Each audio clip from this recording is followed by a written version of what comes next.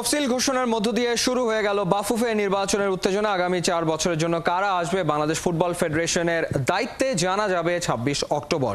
বুধবার থেকেই মনোনয়নপত্র সংগ্রহ করতে পারবেন। অর্ণব বাপির রিপোর্ট।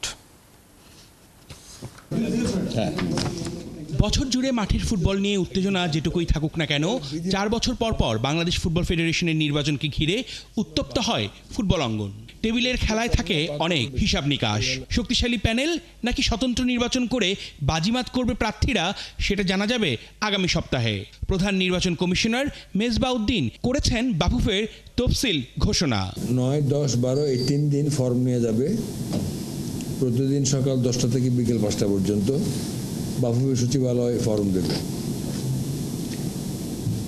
মনোনয়নপত্র দাখিলের সময় হচ্ছে 14 এবং 15 অক্টোবর 10টা থেকে 5টা। মনোনয়নপত্র যাচাই তারপরের দিন 16 অক্টোবর 2024 বিকেল 3টা থেকে যতক্ষণ শেষ না হয়। যাচাই বাছাই শেষে 20 অক্টোবর প্রকাশ করা হবে চূড়ান্ত প্রার্থীদের তালিকা। নির্বাচন প্রচারণার বিধিনিষেধে এবার এসেছে বেশ কিছু পরিবর্তন। বাফুফে নির্বাচন উপলক্ষে কোনো শোভাযাত্রা বা মিছিল এর আয়োজন করা যাবে না এবং কোনো মাইক ব্যবহার করা যাবে না।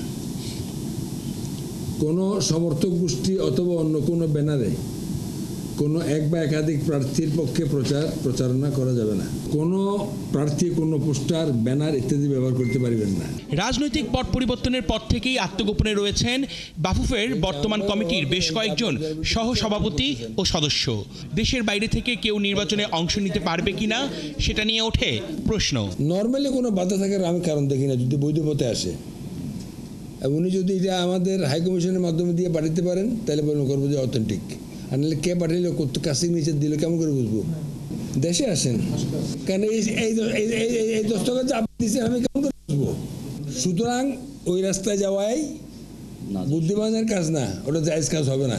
আমরা যদি বাছাই করি, বাছাই কি করি? বাছাই তো হলো প্রত্যেক প্রার্থী এবং তার সমর্থকের সামনে হাজির হবে, তাই নয় কি?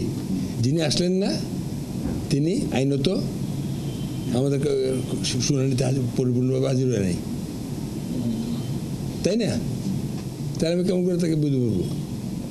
ফুটবল ফেডারেশনের সভাপতি, সিনিয়র সহ সভাপতি ও 4 জন সহসভাপতি এবং 15 জন নির্বাহী সদস্য সহ মোট 21টি পদের জন্য ভোট দেবেন 133 জন কাউন্সিলর। অর্ণব বাপি, 71।